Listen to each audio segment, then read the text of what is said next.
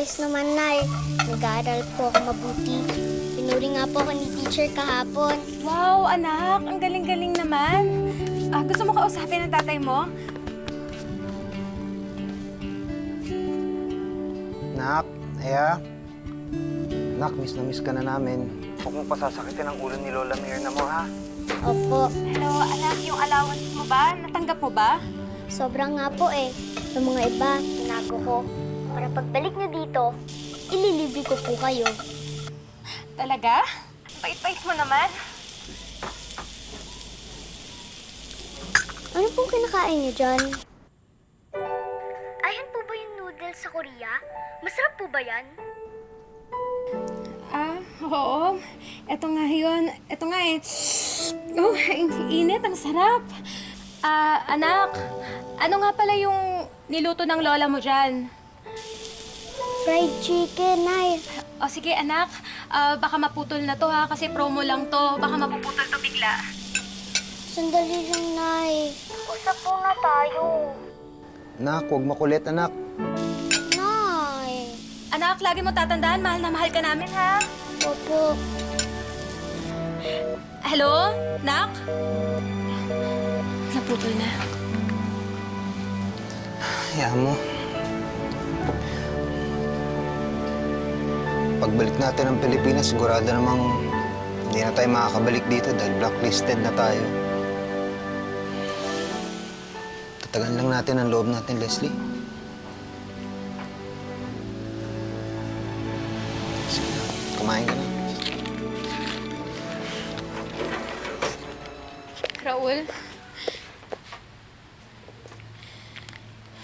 Buntis ako. Talaga? Patay. Sigurado magagalit si Samonim. Bakit? Bakit? Pag lumabas na ang bata at lumapas na ng isang buwan, hindi nyo na siya mailalabas ng Korea nang hindi kayo nahuhuli. At pag nahuli kayo, huli rin si Samonim. Magbubuking lahat ng mga empleyado niya na TNT. Makukulong siya. Paeng, pwede bang huwag mo munang sabihin kay Samonim? Hindi, ganito. Paglabas ng bata, pwede isa sa inyo umuwi kasama niya. Pero hindi pa pwede kasi kami nga ang dalawa dito sa Korea. Kulang pa rin yung kinikita namin eh. Lang na. Pwede nyo rin siyang ipadala sa isang biyahero. Biyahero yung tawag sa mga Pinoy na pwede nyo bayaran para iuwi ang anak nyo sa inyo. Paeng, pwede bang huwag mo muna sabihin kay Samonim? Titsyempo muna kami. Teka, pero paano rin yung tiyan mo? Pag lumaki yan, paano natin itatago yan? Alam mo, sa totoo lang, kinakabahan ako sa gagawin niyo.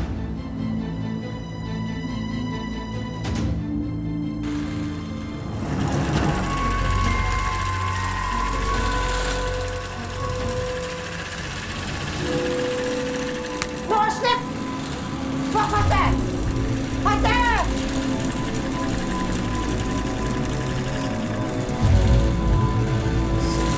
Sino mo yun? Yes? I think the one salary you gave me is, it's lacking because I have overtime 12 hours. You think I'm a liar? Ato kay kami!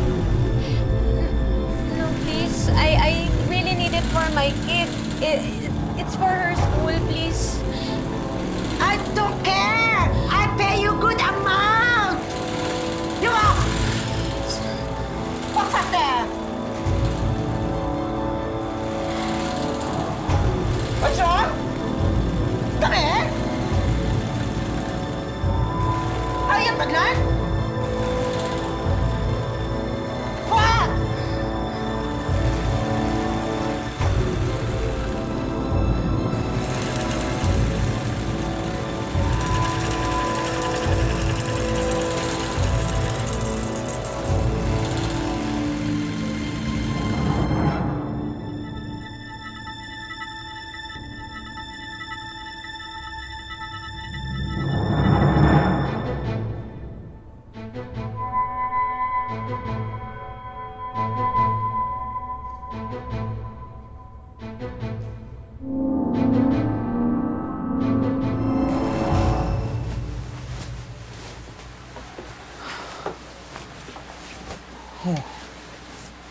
Ano yan? Leslie, buntis ka. Dapat hindi ka na kumuha ng racket. Raul, ayos lang ako. Ang dami kasing bayarin sa Mindoro. Buti na lang si Paeng. May kakilala na makukunan natin ng mga murang tela. Tapos pwede ko itong gawing na damit. Ibebenta ko.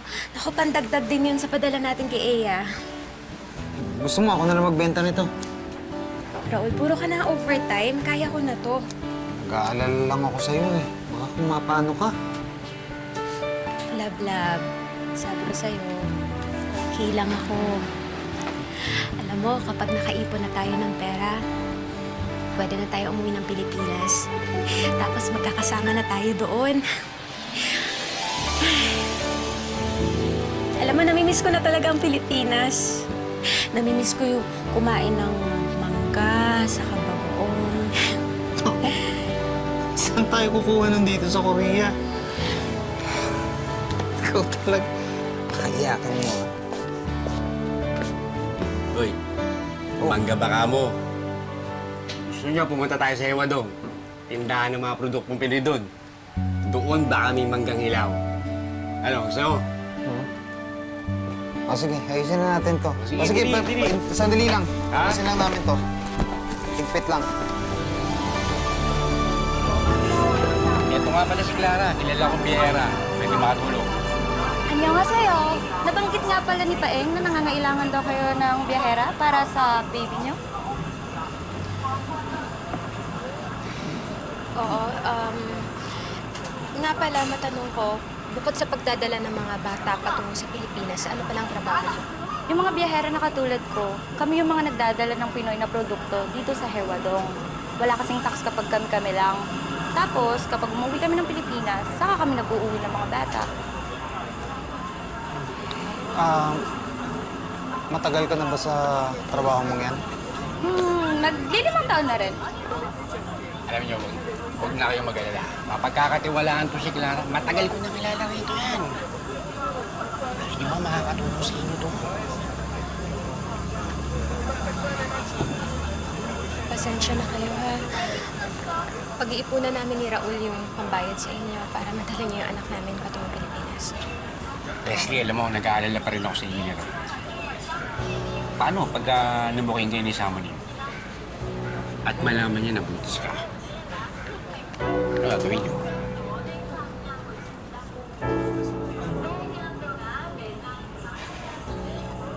Oo, mamayang gabi, di-deliver ko sa'yo yung mga order mo. Nag-overtime kasi kami ngayon ni Raul kasi kailangan ng bayaran yung enrollment ni Eya.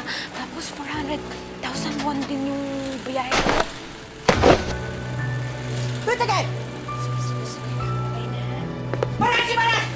No talking! No talking! Yes. Walk! Sorry. Walk! Sorry. You! Sit!